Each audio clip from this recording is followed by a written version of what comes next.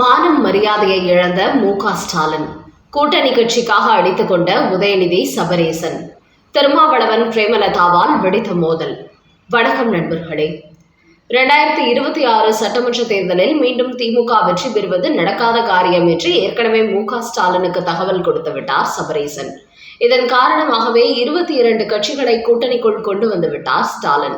குறிப்பாக உதயநிதியை பொறுத்தவரை மீண்டும் திமுக ஆட்சிக்கு வந்தால் கண்டிப்பாக தான் முதலமைச்சர் நாற்காலியில் அமர்ந்துவிட வேண்டும் என்று உறுதியாக இருக்கிறாராம்.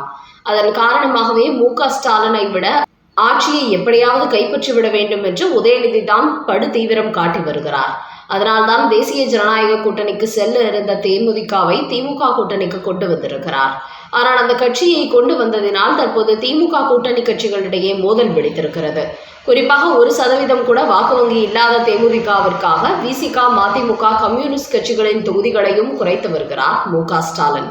ஏற்கனவே காங்கிரஸ் கட்சி விஜய் கூட்டணிக்கு செல்ல போவதாக மிரட்டியதால் அவர்களுக்கு கடந்த தேர்தலை விட 3 தொகுதி மற்றும் 1 ராஜ்யசபா எம்பி சீட் கொடுத்த மு.க.ஸ்டாலின் விசிக, மதிமுக போன்ற கட்சிகளுக்கு ராஜ்யசபா எம்பி சீட் கொடுக்கவில்லை.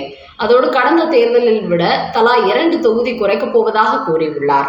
குறிப்பாக தேமுதிக கூட்டணிக்குள் வந்திருப்பதால் அவர்களுக்கு கூடுதல் தொகுதி கொடுக்க வேண்டும் என்று அவர் கூறியதை கேட்டு விசிகவும் கம்யூனிஸ்ட் கட்சிகளும் தற்போது கடுமையான மோதலில் ஈடுபட்டுள்ளார்கள்.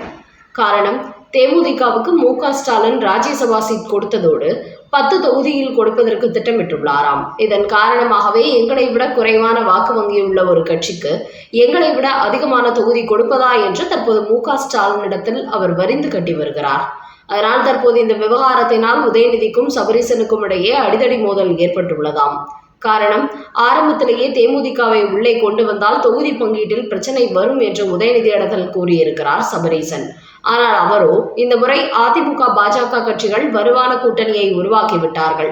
அதனால் நாமும் கூடுதலான கட்சிகளை கூட்டணிக்குள் கொண்டு வர வேண்டும் என்று சொல்லி தேமுதிகவை கூட்டணிக்குள் கொண்டு வந்திருக்கிறார்.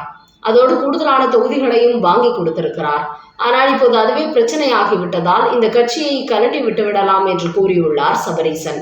அதற்கு எதிர்ப்பு தெரிவித்த உதயநிதி பேச, தேமுதிகவினால் 2 பேருக்கும் இடையே கைகலப்பு ஏற்படும் அளவுக்கு மோதல் முற்றியுள்ளதாம். இது அத்தனையும் மு.க.ஸ்டாலின் முன்னிலையில் தான் நடந்திருக்கிறது. ஒரு முதலமைச்சர் நமக்கு அருகில் இருக்கிறார் என்று கூட யோசிக்காமல் உதயநிதியும் சபரீசனும் கடுமையான முறையில் மோதலில் ஈடுபட்டுள்ளார்கள். இவர்களின் மோதலை பார்த்த மு.க.ஸ்டாலின், அரசு அதிகாரிகள் தான் என் சொல்லை மதிப்பதில்லை, நீங்களும் அப்படியே இருந்தால் எப்படி? கூட்டணிக்குள் கட்சிகளை கொண்டு வந்து விட்டோம். அதனால் இவர்களை சமாளித்து தேர்தலை சந்திக்கும் வேளையை பார்ப்போம். தேமுதிகவுக்கு அதிக தொகுதிகள் என்று திருமாவளவன் கூறினால் பிரேமலதாவிடத்தில் பேச்சுவார்த்தை நடத்தி 2 தொகுதிகளை குறைத்து விடுங்கள் என்று உதயநிதியிடத்தில் கூறியுள்ளாராம் ஸ்டாலின்.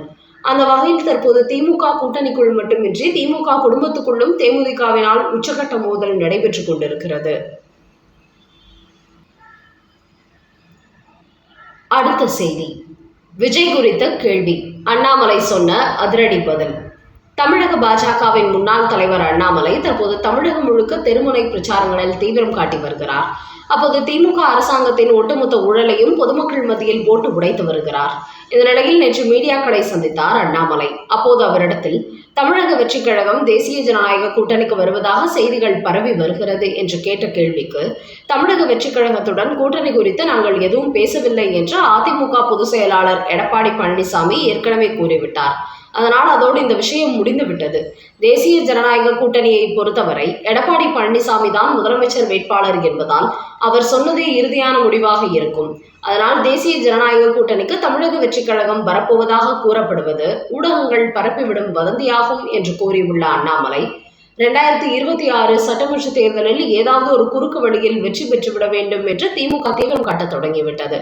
அதன் காரணமாகவே பல முக்கிய அரசு அதிகாரிகளை தங்கள் கைக்குள் போட்டுக்கொண்டு அவர்களை தங்களுக்கு சாதகமாக பயன்படுத்த திட்டமிட்டு வருகிறார் மு.க.ஸ்டாலின். இந்த நேரத்தில் எப்படி ஈரோடு கிழக்கு தொகுதியில் இடைத்தேர்தல் நடைபெற்ற போது அங்குள்ள பொதுமக்களை காலை முதல் இரவு வரை பட்டிகளில் அடைத்து வைத்து உணவு கொடுத்து மாலை வீட்டுக்கு செல்லும் போது பணம் கொடுத்து அனுப்பினார்களோ அதே வேலையை இப்போது கரூரில் செய்ய தொடங்கியிருக்கிறார் செந்தில் பாலாஜி. கரூரில் உள்ள பொதுமக்களை அடைத்து வைப்பதற்காக உணவகங்கள் என்கிற பெயரில் 60 முதல் 70 பட்டிகளை தற்போது திமுகவினர் தயார் செய்து வைத்துள்ளார்கள். தேர்தல் நெருங்கும் சமயங்களில் பொதுமக்களை இந்த பட்டிக்கு அழைத்து வந்து அவர்களுக்கு உணவு கொடுத்து பணம் கொடுப்பதற்கு திட்டமிட்டுள்ளார்கள். இதுகுறித்து அதிமுகவின் முன்னாள் அமைச்சர் எம்.ஆர். விஜயபாஸ்கர் தேர்தல் ஆணையத்தில் புகார் அளித்திருக்கிறார். கடந்த காலங்களைப் போன்று இந்த தேர்தலில் திமுகவினர் செயல்பட்டால் கண்டிப்பாக தேர்தல் ஆணையம் அதிரடி நடவடிக்கை எடுப்பார்கள் என்று நாங்கள் எதிர்பார்க்கிறோம்.